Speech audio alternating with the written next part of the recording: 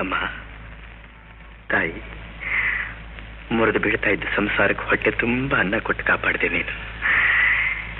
ಹೀಗೆ ನಿನ್ನ ಸೇವೆ ಬಿಟ್ಟು ನಾನು ದೂರ, ಬಹುದೂರ ಹೋಗ್ತಾ ಇದ್ದೀನಿ. ನಾನು ಹೋದೆ ಅಂತ ಕೋಪ ಮಾಡ್ಕೋಬೇಡ ತಾಯಿ. ನನ್ನ ಮೇಲೆ ಹೇಗೆ ಅನುಗ್ರಹ ಇಟ್ಟು ಕಾಪಾಡ್ತೀವೋ ಹಾಗೆ ಎಲ್ಲರ ಮೇಲೂ ಅನುಗ್ರಹ ಇಟ್ಟು ಕಾಪಾಡು.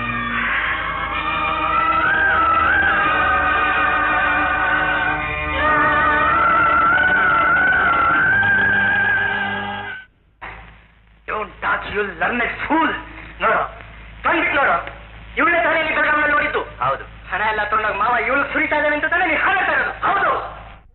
ಈಗ ಯಾರು ಗೊತ್ತೇನು? ದೊಡ್ಡ ದೇಹ ಮಾಡ್ಕೋತಾ ಇರೋ ಬಜಾರಿ ಹೆಂಗ್ಸು. ನಮ್ಮ ಮಾವನ